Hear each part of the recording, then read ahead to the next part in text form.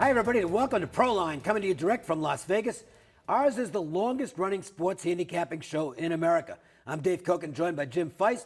We're going to take a look at Week 2 of the NFL, including Patriots-Saints, Falcons-Packers, and along with that, we'll have some Vegas sports betting tips to get you ready for what should be a winning weekend. First, Jim, 2-0 with your NFL high roller releases on Sunday. On the same game, you had the Lions plus the points against the Cardinals, and the Lions and Cardinals to go over the total. I've got a Vegas sportsmasters.com football special, a 5-play countdown, 5 football releases for $25 by calling 855-546-9467. And that includes a $500 high roller release. This is an introductory special for VegasSportsMasters.com viewers only. And to give you a taste of winning 5 games, $25 at 855-546-9467. That's 855-JIM-WINS. My plays are online daily at VegasSportsMasters.com as well. Plus, you can get an exclusive under-the-hat football release from me available only at Vegas Sports Masters, free of charge, no cost. That's right, one monster game, a high-end release on the house. 2 weeks ago, Notre Dame, 49-16 blowout against Temple. Last Saturday, the game ended up being Minnesota. Underdog goes out to Corvallis and destroys Oregon State 48-14. If you want this blowout winner on the house, just call 888-777-4155 and use the code words under the hat. That's 888-777-4155. And, you know, there's always overreaction to 1 week, so this is no different. But it does bring up great debate stuff, and here we go again. Is it time to hit the panic button after Week 1? Which NFL coach is on the hottest seat? Todd Bowles of the Jets, Chuck Pagano from the Colts, Marvin Lewis from the Bengals, Bill O'Brien from the Texans were the candidates we decided to list. Who won or lost, as the case may be? Well, it turned out 5% picked Todd Bowles, 13 Bill O'Brien, 27 said Pagano, and the winner, or the big loser, of course, how you look at it, Marvin Lewis got 55% of the vote. Personally, I think Marvin, the fact that he has more of a nucleus there, he probably is the guy, but I don't think it's going to be him because O'Brien, with this stuff that he's been doing with the quarterbacks and pulling, he goes through the whole preseason, he picks one guy, and then at halftime, he did the same thing 2 years ago. Yep. And what this, you know, maybe he made a mistake. Maybe it should be the other guy. But what happens is it splits the clubhouse, the locker room. There's always dissension when you do stuff like that because, okay, I can't believe what the coach says anymore. Well, 3 years ago, he did the same thing with Hoyer and Mallett. Now he's doing the same thing again. This is a bad football coach. He should not be a head coach. Maybe he should be an offensive coordinator. Maybe that's what he should be. But he's been a quarterback killer. They're now calling him Captain Hook. Remember back in those days, that pirate show. Sparky Anderson was Captain Hook in baseball for the Cincinnati Reds. There you go. He won a lot more. Yeah, if you win, a lot more. If you can win, you can get by with a lot of these faux pas. But this guy doesn't win either, and he's in a bad division. He's got a bad team, too. He's got a bad offense. But their Here's the defense is solid. Yeah, the defense is excellent. Yeah. Here's the problem, and it's where I think I find the most fault with O'Brien and why I put him first on this list. He runs a really complex offense. It's one of the most complex offensive playbooks in the league. Is that a good idea when your quarterbacks are Tom Savage, who basically was a third-string quarterback going into last year, and Deshaun Watson, who has no NFL experience, great deal of potential, but no NFL experience? To me, you run with those two quarterbacks, and the fact you've got a great defense, I don't understand why you want to run a complex offense. I would run a simplified offense that stresses game management. Don't turn the ball over. Grind out first downs and field goals. If we score touchdowns, that's great. But the Houston Texans are going to win with defense. It's as simple as that. They are not going to win with their offense because their offense is lousy. So to me, O'Brien, if what I gather is factual, is true, and that's I'm not a believer in alternative facts. I like being told what's going on and making my assessment on that. He's running the wrong type of offense for this football team. Marvin Lewis, I know, has got the awful playoff record, but the fact is, at least he got to the playoffs several times. And there's nothing Marvin Lewis can do about the fact that they have a ridiculously awful offensive line. I think it's the worst. I actually think the Bengals' offensive line is the worst offensive line in the league. That's the interesting. worst. 32 out of 32. We saw some really bad ones this week. I mean, Well, we did, Seattle's offensive line, Giants' offensive line. Seattle's got the horrible. problem at left tackle. The guy got hurt. Fant got His hurt. replacement was absolutely terrible last week. But there's certain things they'll be able to do to compensate for that, and one of which is get Wilson on the move. Dalton, you saw a terrible case of the happy feet last week, which Andy Dalton gets when he gets pressured. He is not a quarterback who can do that well. Brady starts moving along like that, fine. Dalton, not fine. They're a bit of a train wreck right now. And so I think it's between those two. Todd Bowles, it's not his fault they've got what they've got. No, he shouldn't be. He shouldn't be on the list because he has a terrible team, probably and the worst team. Pagano, it's not his fault that Andrew Luck's not playing. Pagano should have been left go a couple of years Probably. ago, in my opinion, and I think Marvin Lewis should have been left go a couple of years ago. I don't disagree with any of that. And what saved O'Brien was last year he came back and they got the playoffs and stuff. But the problem with changing anything, quarterbacks, coaches, offensive coordinators, et cetera, is where do you get the replacements from, and are they really any better? So it's always rolling the dice. And it costs the teams a lot of money because most of these guys get contracts that extend beyond the time they get canned. So you're paying this guy to sit at home. Yeah, they got more money than they know what to do with anyway. So, the bottom line is if Houston has a bad game at Cincinnati on Thursday night, the heat is really going to be on O'Brien. And if the flip side happens, if Houston goes in and beats Cincinnati, it gets noisy for Marvin Lewis. They're the two hot seat front runners at this point. Yeah, actually, if Marvin would lose this game on Thursday, I think he could be out. I think he would be out. So this the poll answer would be actually right if that happened. Now, the interesting thing is, though, and this is the one thing we were talking about, everybody's got the money, so it's no big deal. With the Bengals, it is. They hate paying off dollars for jobs not being performed anymore. Bengals are a cheap outfit, okay? We want to thank everybody for participating in this week's poll question. Check out Twitter at Dave Cokin to see my daily comments and about sports and the Vegas sports wagering scene. And you can participate every day with me on Twitter, Facebook, Instagram, or YouTube. And when we come back, we'll take a look at a pair of Week 2 showdowns. Patriots battling the Saints. Both teams are 0-1. Falcons taking on the Packers. Both teams are 1-0. NFC title game rematch. Okay, let's move to the NFC showdown between the Packers and the Falcons. These teams, familiar with one another, they met in Atlanta in January to decide the NFC championship. Obviously, the Falcons came away with the win, 44-21. They were favored by a little less than a touchdown, -6 in that game. People might have forgotten they met twice last season because the Falcons also won in the middle of the regular season, Week 8, a thriller, one of the best games of the year, 33-32 at home as 3-point favorites. Do we see more of the same in terms of the shootout mentality that these two teams had with one another? Well, let's talk about the elephant in the room. Atlanta, yes, they went to the Super Bowl and they demolished the Patriots for a half. And with any good coaching staff, they should have won that game. But they blew it. Oh, boy, did they ever. Totally blew it. One of the worst, I mean, if I'm the owner of that team, I'm probably canning everybody. Well, I'm not. But they screwed up, but they still had a great season. You and I are different.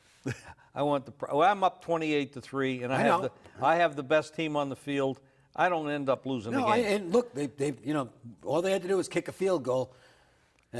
All they had to do is run the clock out. Well, they had a monster lead. The Patriots were rolling back, but all they had to do is kick a great running field backs. goal, and it's rehashing old stuff. They blew the game. The point, though, is because it goes back to that.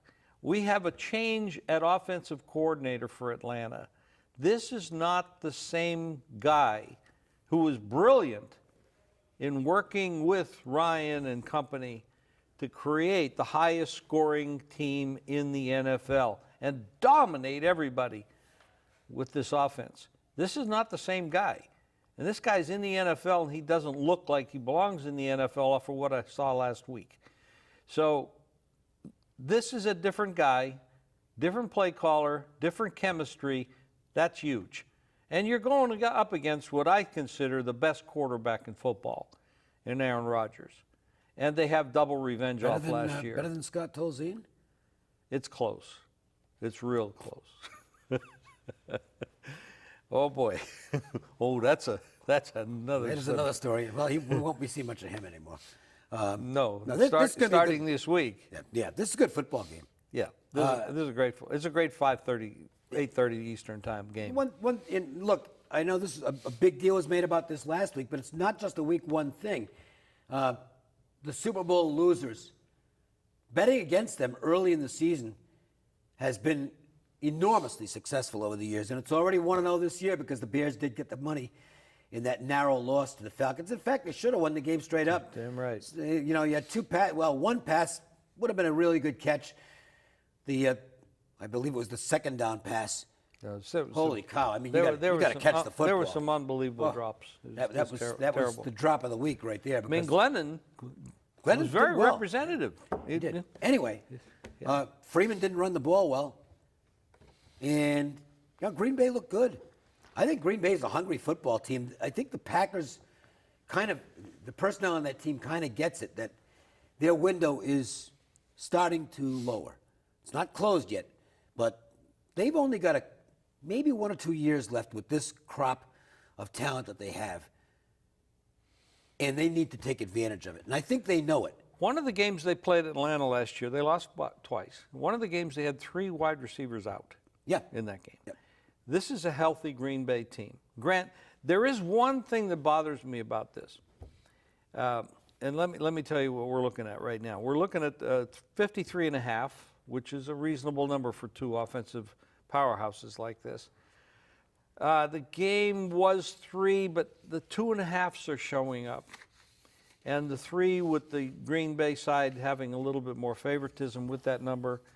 So even though Atlanta's got home field advantage, it's not fully showing up in the line because it should be solid 3, maybe even New favored.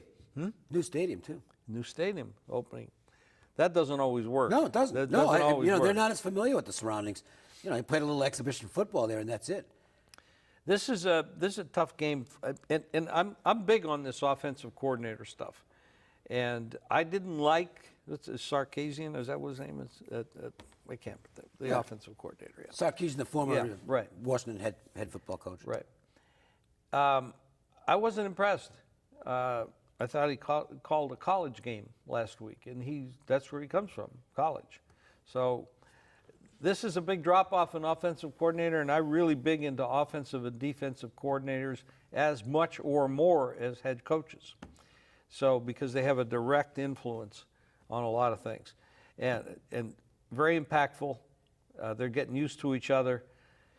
This is a tough spot for him against a really good football team. Aaron Rodgers is coming to play. All right, welcome back to Proline. Week 2 Sunday finds the Saints playing their home opener and the Patriots in a rare bounce-back mode after falling apart in the fourth quarter against the Chiefs to start the season. So a pair of winless teams. I don't think it's, the Saints certainly, I don't think it's a surprise that they lost. The Patriots' loss was, I call it a bit of a shocker, considering that Tom Brady had never lost a lead that he'd taken into the fourth quarter. Well, history changes everything. Well, yeah. Okay, so that was a shocker, and it led the season off with a shocker. They have injuries there, and Edelman being out, that's Tom's favorite receiver. That makes a difference. Edelman got hurt. Hightower got hurt. They have some issues there, injuries, etc. They have some new players that are going to help extend the field. However, to extend the field, you need more time behind your offensive line, so the short passes kind of disappear. So he needs protection from the offensive line in order to let the receivers go downfield. It's not the same kind of offense that he was running with Edelman being there, which is a possession But receiver. it's the Patriots. They'll tweak it. Oh, they'll figure it out, and they've got a brilliant coach. This is an interesting game coming up because both these teams are 0-2, or could be 0-2. Which one is most likely to be 0-2? Well, the odds makers are telling you, before the game the other night, the Saints were a 4-point underdog. Now they're a 6-point or 7-point underdog. I think that'll come back down a little bit. I expect that just on value, you're going to see some of the pros. The value, take New but Orleans. not by performance. That offensive line for the Saints was not good the other night. No, well, look, they had, but the they were flip side of playing it a is, look, good. they had- Playing a good defense. They had 4 good drives. They just couldn't finish them off and ended up with field goals on all of them. But I don't think the Saints' problems are that dire, to tell you the truth, on the offensive side. And I think that Peyton will kind of figure out, the tough thing for him, what are they going to do with Adrian Peterson, who is now the 3rd best running back on the team? He's old. He's slowed down. He doesn't have the explosion. He doesn't have the yards after contact anymore. Kamal is the best running back on the team at this point. And I think what you're going to have to see from New Orleans, and I think you will see this moving forward, is that he becomes the main feature back. Ingram will be the guy who steps in for him. And AP, I think, is going to be seeing less and less time. Part of the reason is he can't catch the football coming out of the backfield. And they need that in their offense. The Saints' defense, I think the Saints' defense is vulnerable. When isn't it? Well, it was horrible last year. Yeah, it hasn't and really look, changed that much. Terrence Newman, look, I should be supporting the guy because, I'm old. And I should be supporting old football players. But I'm telling you something. He got Terrence Newman's had a hell of a career. He's 39 years old, and he looked 39, trying to cover some much faster wideouts in the Minnesota game. That cornerback spot's going to be a problem for the Saints. They're not a very good football team. Patriots should go in and win this football game. But even with the loss, you're still going to have to pay a premium if you want to bet New England, because they are still the New England Patriots. So to me, look, real quick, last year was a bit of a fluke. And any bookmaker in Las Vegas can tell you that. Any bookmaker across the country probably tell you that. It was such a chalky public year in the NFL. It was. That's not going to happen 2 years in a row. So I know that a lot of you watching right now are saying, well, hey, listen, I just bet the Patriots game after game after game last year and kept getting the money.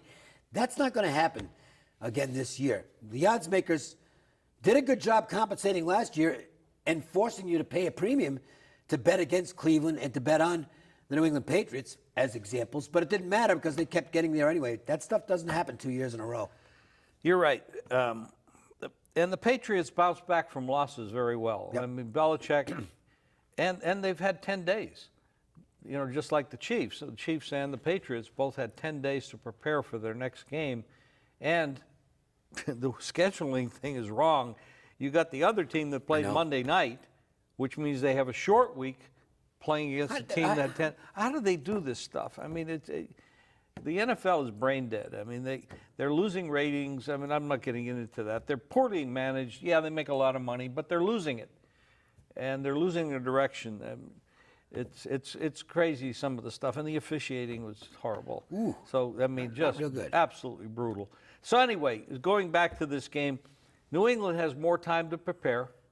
They have more time to tweak. This other team was on the road playing on Monday night. Patriots home watching them and getting prepared for what they're going to do the following week. They're coming. Why is the game gone from what it was before? It was 4. Now it's key spots. Right now I'm looking at the number 7 in some spots. And that's a big line to lay on the road against a reasonably good team with a really good quarterback. All right, Jim, NFL observation time. A few little notes we've got on paper here to talk about, and we'll start with the defenses being ahead of the offenses, which is not terribly surprising. That's usually the case in September. 10-5 under the total in Week 1. Houston scored 7 points at home. The Jets actually got 12. No touchdowns, but, at least they moved the ball a little bit. Bengals got nothing. And you heard me comment about their offensive line earlier. The Colts scored 9, and 6 of those were quite late. And the 49ers and Giants, a whopping 3 points each. The Giants, to me, look, there's no surprise in Houston. There's no surprise in the Jets. I don't think there's a surprise in the Bengals. The Colts have a third-string quarterback out there. 49ers don't have much offense. The Giants scoring 3 is the one we need to talk about. Now, I know Beckham's out. You can't use that as an excuse to only get 3 points. They were terrible offensively. And the reason I mention this is that if you check around the Vegas books, one of their biggest Super Bowl liabilities this year is the Giants. There's a lot of money on the Giants, which I honestly, I don't understand. I think they're the third best team in the division. Well, it depends on how you look at it. I mean, Dallas has lost a couple players in the offseason. Dallas is still better than they are, and I like this Eagles team. The Eagles look really good. Where's the Giants' running game? They don't have one. And Eli Manning, Eli Manning regressed last year. He is a quarterback in decline. And if you look at the stats from game 1, you'll see like he was 29 for 38 or something. They were all like 4-yard passes. He had nothing downfield. I don't see this team as maybe a borderline playoff contender. I don't think they're nearly as good as anybody as a lot of other people seem to think they are. Well, I think it's a tough call, and I hate to overreact too much off one game. No, but this was my opinion before the season. So and the first game validated Right. that. So we'll have to see what happens when they get their full contingent of wide receivers back. Eli has been declining the last few years. McAdoo, head coach there, it's still a question mark how good he is. he hasn't gotten an A+ right now. No. I can tell you that. No. This is a tough situation when you say the Giants got 3 points at Dallas. I mean, Dallas isn't known to have the greatest defense either. No, they should be able to move the ball. They got Sean Lee as a phenomenal player. Oh, yeah. But the strength of Dallas is the offensive line. Of course. And the Giants' offense was not going against the Dallas offensive line. Correct. I mean, you look at their games in the past. They were very close games. The Giants have been winning, I think, 4 out of the last 5 or Win something this like one, that. that's for sure. And they weren't even close to this No. game. No. As far as these other teams, the 49ers, you don't expect much. The Colts, you can't expect much. I mean, the Colts, even with luck, they're not a good they're not a good football they can't team. stop the deep and they got a pass. head coach that's terrible. The Jets, we know, probably the worst team in football. But the Colts now look like the worst team in football because, Actually, the Colts, I think they get the Jets next week, and I believe the Jets are projected as the favorite in the game. That tells you what. That's pretty. Now, the Texans is the other really interesting team, which we'll talk about for a minute, because as bad as things were last week, they got even worse. 5 guys go to concussion protocol. Cushing evidently texted Jay Glazer and said this is a bad one. Ooh. And all 3 of their tight ends ended up in concussion protocol. They've got trouble. And they're playing Thursday night at a place where they got shut out at home. We're talking about the Bengals. I got some strong opinions on that game. But here's the situation, and those of you are not up to this. Collective bargaining agreement years ago said players could only wear pads so long, they could only hit each other so long, they could only have so many practice minutes, et cetera, et cetera, et cetera. It's a BS agreement and I understand the reason, to lessen the chances of getting hurt in preseason and in practice time. The problem is when you get into the real games, like now and last week and now, it's going to take you 3-4 weeks to get to the point where you are actually up to speed, in condition, getting hit, playing at full speed, getting your plays down, being in sync. That's what, I'm not just saying that, I'm sort of echoing what Bill Belichick said a couple of years ago. Yeah. And we all respect his ability when it comes to football. So the collective bargaining agreement is really nullified quite a bit. What they should do is either get rid of the preseason games, cut them in half, and increase practice time more to get these guys in shape, because the preseason games are really BS anyway. I mean, they got so many players, they're looking at this guy and that guy. You can look at them in practice better than you can in a game. So It's a bad situation. Yeah, but they're not going to do that because that's revenue. Well, they got to worry about revenue because their rating. Let's talk a little bit about this, if you don't mind. Their ratings are going down. Okay, one of the issues, and I'm not getting into politics here, but the not standing for the flag, the national anthem, is not a good thing. These guys, these football players are employees. And I own companies. I own a lot of companies. If my employees are embarrassing my team, I tell them, you've got to stop that or you're fired. I don't care how good you are. It doesn't matter.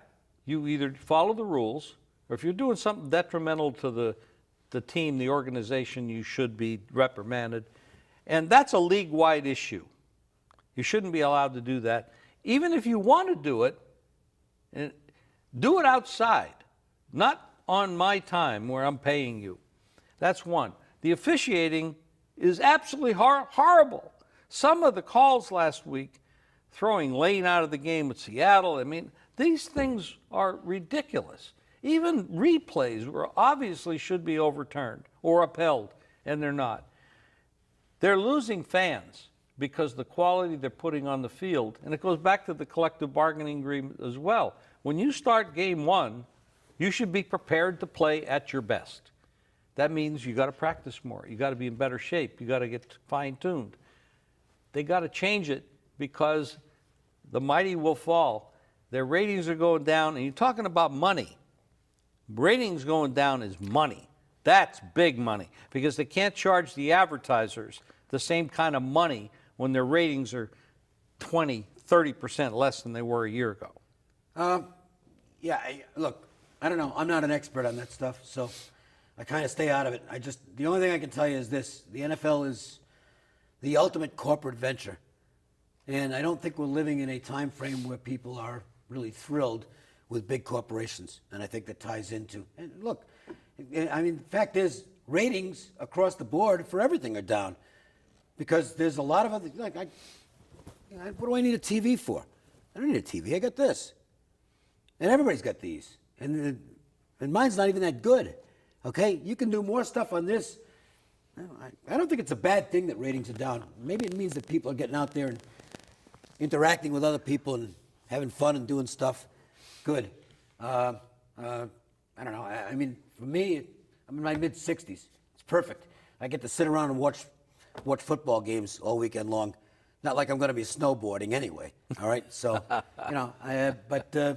I think with the younger audience, they're just not that interested in this stuff. They want to do other stuff. They want to get involved and do stuff themselves. Good for them. And so I think that all these other things, whether it's the guy standing for the national anthem or kneeling or whatever, officiating, I think it's all smokescreens for the fact that the game's just not as popular as it used to be. And they're using these excuses to say, well, that's why our ratings are dropping. No, it's not.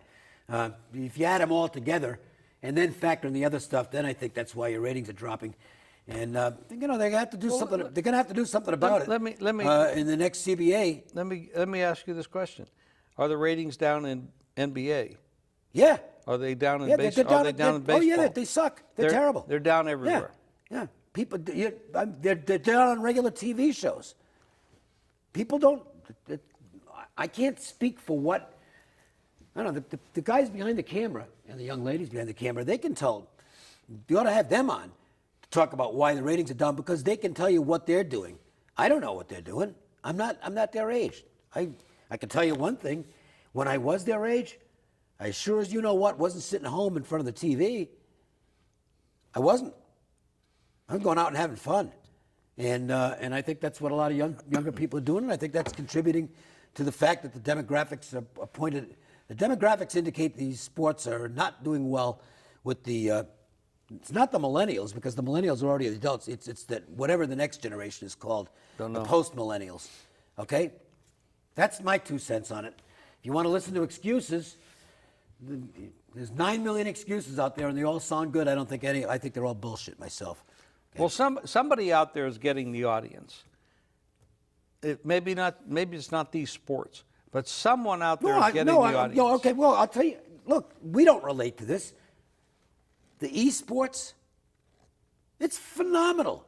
Okay. Look, does everybody out there know what esports is? Well, but explain that's it. not my problem. I don't know what the hell they are. I don't know. I've never played them in my life. I'm never going to. These are games. Yeah, they're games. Online games. You can play. Why watch somebody else when you can play your own virtual game?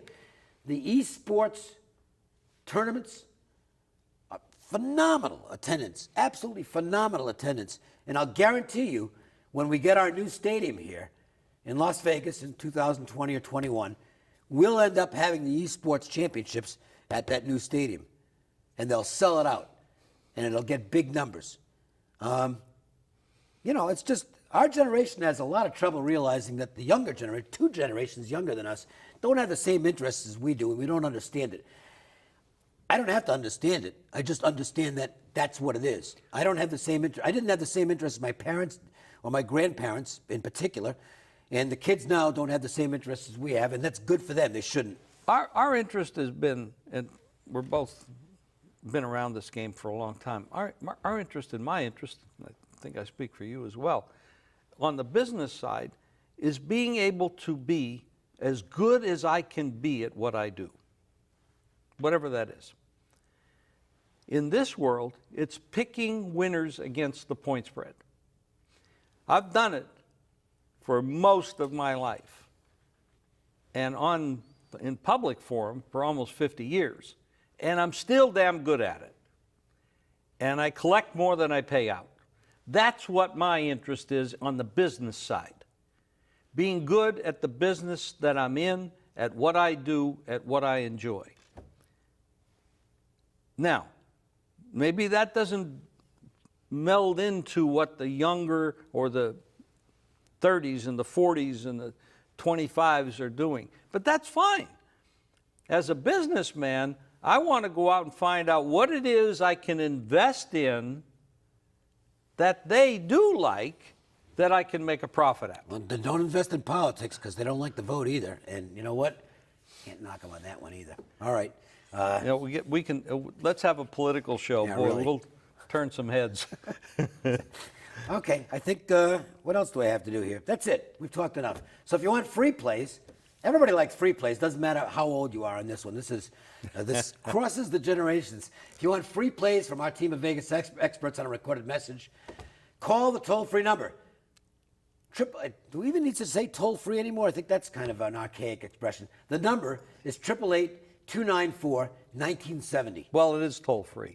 And Yes, if you want to get free daily plays sent right to your cell phone, you can also text GAME, GAME, to 64600. That's 64600. And you can also get a free daily text play from me by texting Cokin, Cokin, 64600. That's it. Thanks for joining us. We'll see you next week with another edition of Proline. And just to show you I'm not that old, you don't have to get off my lawn.